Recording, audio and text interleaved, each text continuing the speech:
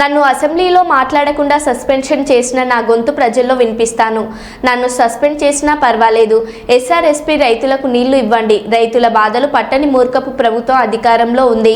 నిజాలు మాట్లాడే వారిని బట్టలు ఉడదీసి కొడతామన్న ముఖ్యమంత్రి రేవంత్ రెడ్డిని బట్టలిప్పి కొట్టే రోజులు దగ్గరలోనే ఉన్నాయి.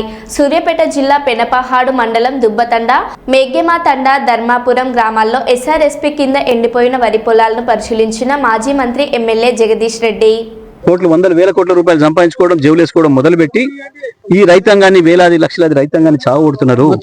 మొత్తము ఇది మీరు ఎవరిని చూసినా, ఎవరి నోట్ ఇట్లా మీరు రోడ్డు ముందు మీరు ఇది పెట్టినా ఎట్లా మాట్లాడుతున్నారో చూస్తున్నారు.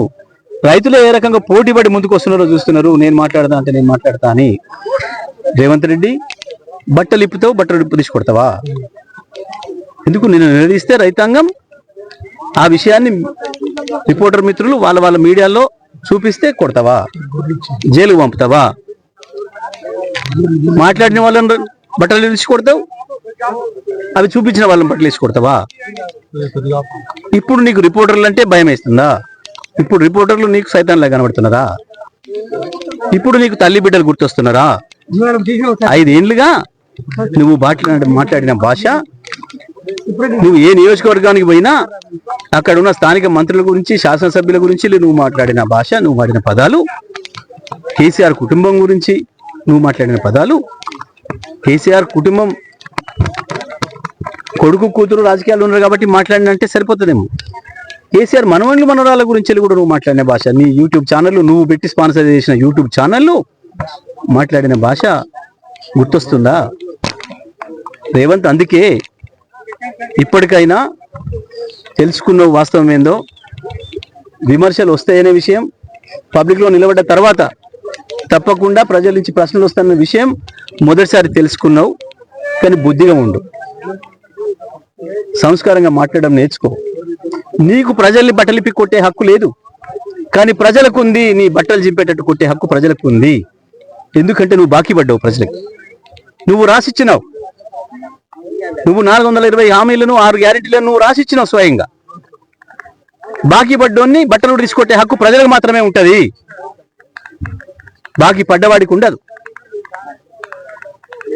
అది గుర్తుపెట్టుకో మిస్టర్. మహిళలు నిలదీస్తున్నారు, వాళ్ళని బాధ పెడుతుంది. ఆ ఎండిపోయిన పొలాలు వాళ్ళని బాధ పెడుతున్నాయి. వాళ్ళ కళ్ళ ముందట వాళ్ళ కళ్ళ ముందట ఉన్న నీళ్ళు పోతుంటే దేశానికి మొత్తం పాడు చేసింది సార్. పెట్టిన పెట్టుబడి ఎక్కడికి పోతుంది? ఎట్లా తీర్చాలి? రేపు తెచ్చినప్పుడు ఎట్లా తీర్చాలి? నువ్వు చేసిన మోసం వల్ల వచ్చే రైతు బంధు రాకుండా ఆపేసిన దానివల్ల నువ్వు రుణమాఫీ చేస్తా వెంటనే పోయి తెచ్చుకోండి 2 లక్షలు నువ్వు చెప్పి నమ్మించి అప్పు తెచ్చుకుంటట్టు చేసి అప్పుల పాలు చేసిన అప్పు తీర్చకుండా, రైతు రుణమాఫీ, రైతు బంధు ఇవ్వకుండా, బోనస్ ఇస్తా అని చెప్పి ఒక బోగస్ మాట చెప్పి సన్నాలు వేసుకోమని చెప్పి అత్యంత ఖర్చు ఇబ్బందితో కూడుకున్నది అయినప్పటికీ నువ్వు ఇస్తానన్న బోనస్ ఆశపడి సన్నాలు పండించుకోవడానికి పొలాలు పెడితే ఈ పొలాలన్నీ సన్నవడ్ల పొలాలు, ఎండిపోయిన పొలాలన్నీ కూడా. ఎవడు దుర్మార్గం ఇది? నీది కాకపోతే నువ్వు తప్పు చేసి ప్రశ్నిస్తే నేను కొడతా, బట్టలు కూడా తీస్తా. నా ఇంట్లో బాధపడుతున్నారు, ఇంట్లో బాధపడుతుంటే పబ్లిక్ లో రాకు, రాజీనామా చేసిపో, ఇంట్లో వండుకో.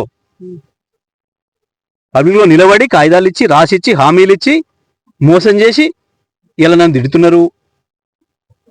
మెచ్చుకునే పని చేస్తే మెచ్చుకుందరు. ఎందుకు ఇవాళ కేసీఆర్ని గుర్తు చేసుకుంటున్నారు మళ్ళీ ప్రజలు?